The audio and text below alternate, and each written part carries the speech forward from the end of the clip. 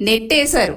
దాదాపుగా 2 లక్షల కోట్ల రూపాయల బిల్లులు బకాయిలు పెట్టి వెళ్ళిపోయారు మీరు. ఇదంతా ఎవరి మీద భారం పడుతుందండి? మళ్ళా ఇప్పుడు వచ్చినటువంటి కూటమి ప్రభుత్వం కదా ఇప్పుడు 2 లక్షల కోట్ల రూపాయల బకాయిలు ఎవరు తీర్చాలి? మీరేమో దోచేసుకున్నారు, దాచుకుని వెళ్ళిపోయింది వైసీపీ ప్రభుత్వం, మీ మంత్రులు, సీఎం గారు అందరూ. ఈ 2 లక్షల కోట్ల రూపాయలు బకాయిలు పెండింగ్లు అవన్నీ ఎవరు తీర్చాలండి? మీరు తిన్న సొమ్ముకి, మీరు చేసినటువంటి అవినీతి అక్రమాలకి ఈ కూటమి ప్రభుత్వం బాధ్యత వహించాలా? ఈ రోజున అభివృద్ధికి, సంక్షేమానికి కూడా మీరు తేడా తెలియకుండా మాట్లాడుతున్నారు. అసలు మీకు చంద్రబాబు నాయుడు గారిని కానీ, కూటమి ప్రభుత్వాన్ని కానీ అసలు అడిగే ప్రశ్నించే అర్హత లేదనేసి కూడా నేను ఈ సభాముఖంగా తెలియజేస్తున్నా. ఆసరా పేరుతో మీరు ప్రజలకి చాలా అన్యాయం చేశారు.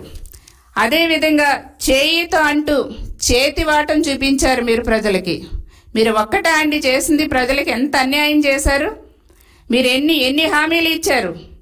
దాదాపుగా 100లో హామీలు ఇచ్చారు, కానీ 80% కూడా మీరు హామీలు ఎక్కడా కూడా ప్రజలకి అమలు చేయలేదు కాబట్టి ప్రజలు మిమ్మల్ని తిరస్కరించారు.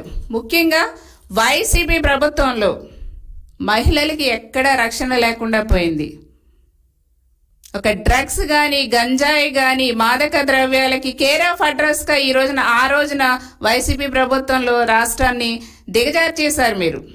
ఎన్సీఆర్పీ రిపోర్టు ప్రకారం కూడా ఆంధ్రప్రదేశ్ ని వైసీపీ ప్రభుత్వం ఉన్నటువంటి 5 సంవత్సరాల్లో నేరాల సంఖ్య గణనీయంగా 5 సంవత్సరాల్లో ఆనాడు పెరిగింది. ఇదంతా సిగ్గుచేట. ఆనాడు కూడా మేము నెత్తినేరు కొట్టుకున్నాం, చట్టాలను ఇంప్లిమెంట్ చేయట్లేదని, సరిగ్గా పట్టించుకోవట్లేదని. మీ ప్రభుత్వంలో 30,000 మంది పాపం అమ్మాయిలు మిస్ అయిపోయారండి. దాదాపు 30,000 మంది అమ్మాయిలు మిస్ అయిపోయారు.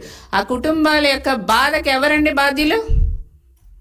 మీ నిర్లక్ష్యం, మీ ప్రభుత్వంలో లా అండ్ ఆర్డర్ నిర్లక్ష్యం వల్లే కదా జగన్మోహన్ రెడ్డి గారు 30,000 మంది దాదాపు అమ్మాయిలు మిస్ అయిపోయారంటే ఆ కుటుంబాల యొక్క బాధ ఎవరు తీరుస్తారు?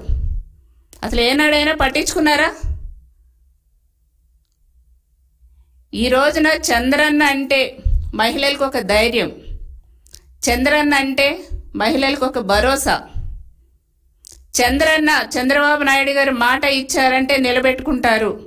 చంద్రన్న మహిళా పక్షపాతి, మా మహిళ కోసం ఏదైనా చేస్తారని ఒక నమ్మకం ఉంది కాబట్టే ఈ రోజున చంద్రన్నకు అవకాశం ఇచ్చారు.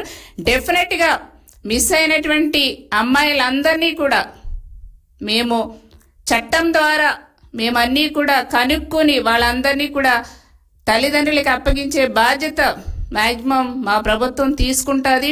ఆ మహిళలు పెట్టుకున్నటువంటి నమ్మకాన్ని మేము ఎక్కడా కూడా వమ్ము చేయకుండా సర్వశక్తులా కూడా మేము మా ప్రభుత్వం, కూటమి ప్రభుత్వం పనిచేస్తుందని కూడా ఈ సభాముఖంగా ప్రజలందరికీ కూడా తెలియజేస్తున్నాం.